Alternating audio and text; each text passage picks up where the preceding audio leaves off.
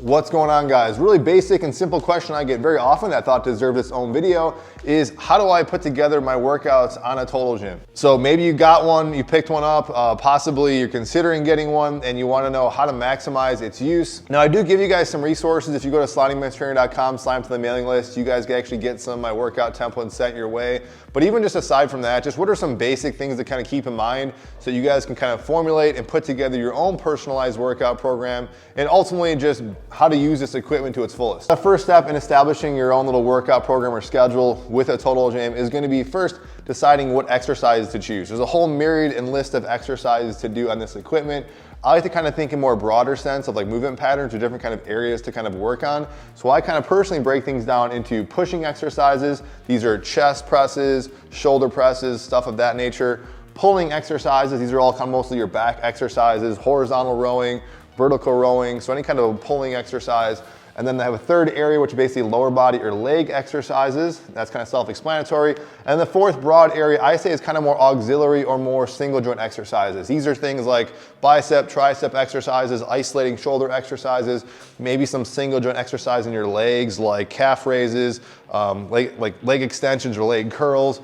And these kind of get into like personal preference, but in general, try and cover all those areas in a general workout, or at least kind of divvying them up throughout the week. And then when it gets into specific exercises in each of those four criteria areas I just described, really just find the ones that work best for you, and you can feel free to rotate them from workout to workout or even set to set. So if you like a particular chest press you like, or you like to do a certain vertical press or shoulder press, kind of choose and experiment your way through that. My list might not be exactly how your list is, and your list might evolve from workout to workout, week to week, and honestly kind of year to year. Regardless of the number of exercises you do, you can feel free to kind of change exercises set to set. I basically, as a general average for myself, what I recommend to most people in a typical workout would be 3 to 5 sets per each of those areas. So you can feel free to choose different exercises if you want, but definitely when it comes to the pushing and pulling and just the lower body leg exercises, choose multi-joint exercises. So I'm not counting my chest flies into those pushing exercises. I'm talking about any kind of a chest press, any kind of shoulder press, and then when it comes to rowing, any kind of a rowing horizontally or vertical rowing like pull-ups. So basically choose 3 to 5 sets, regardless whatever exercise you want to do.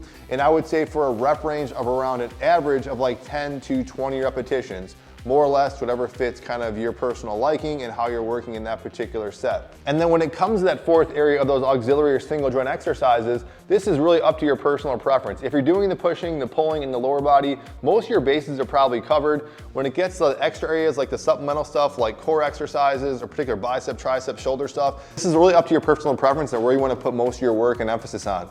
I find for most people, they say because arms are most visible, I did a whole video about that, I can link that down below as well, that it makes sense for most people. I just program more biceps and triceps after I cover all 3 of those areas, but some people want to focus more on their shoulders, more on their traps. I personally don't do really anything other than occasional stuff once in a while. Most of my auxiliary stuff is in my arms. Same thing with my legs. My legs kind of get work doing the total body stuff. I don't really feel a need or emphasizing one of those areas, but for you, maybe it's a weak point or an area you want to build up personally, and so just dial in more of those sets on those particular exercises if that's needed. So once you kind of got the general exercises, you're doing 3 to 5 sets on average of like 10 to 20 repetitions on each of those exercises. The next thing is, okay, how do I divide that up throughout the week? This is kind of up to your personal preference. I traditionally always recommend an upper or lower body split because it seems to work best for most people in hitting each body part twice a week. But regardless, whatever you want to do, try and do at least each body part at least twice a week. So if I'm doing, let's say, an upper body on Monday, I'll try and get it again on Wednesday.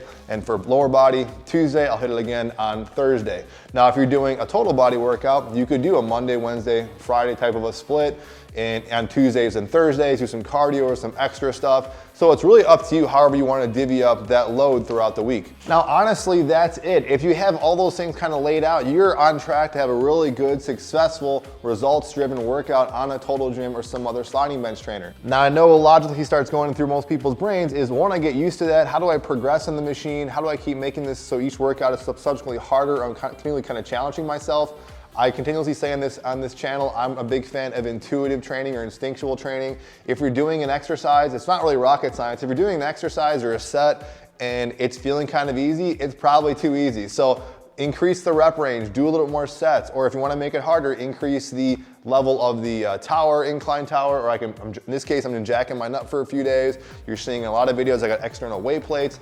It's totally up to you. I personally don't think you have to rigorously track continual progress. If each subsequent workout is a little bit harder and each set is somewhat difficult, you're making progress in my opinion. If you are, on the other hand, doing just a set by set and it's feeling kind of pretty much the same, you're just kind of mindlessly going through the motions, not really pushing yourself, then yeah, you're not really giving your body any reason to adapt or progress. But that is it, guys. Very simple, straightforward formula. I probably said this in a few different videos, but I thought I might as well flesh it out for you guys here. Again, go to the website if you guys want kind of like a general template to kind of follow, utilizing this stuff kind of in a written format and a PDF format. Certainly you can go one-on-one coaching with me and I can give you guys a little more specific guidance. But honestly, this broad conceptual approach, if used appropriately and consistently, will definitely give you guys results. And it should always go again without saying that if your exercise technique isn't working or if you're doing movements that you're not necessarily feeling in the right places, then yeah, probably something's wrong, but it's gonna take a little more time for your body to develop that kind of mind-muscle connection also, so kind of keep that in the back of your head. And certainly listen to your body. If you're feeling pain or discomfort in something, don't force it, modify that exercise as well. If that's it, you guys, I'll see you guys in the next video. Please like, share, subscribe this content, hit the notification bell to be up to date for other videos, and I'll see you guys on the next one. Thank you.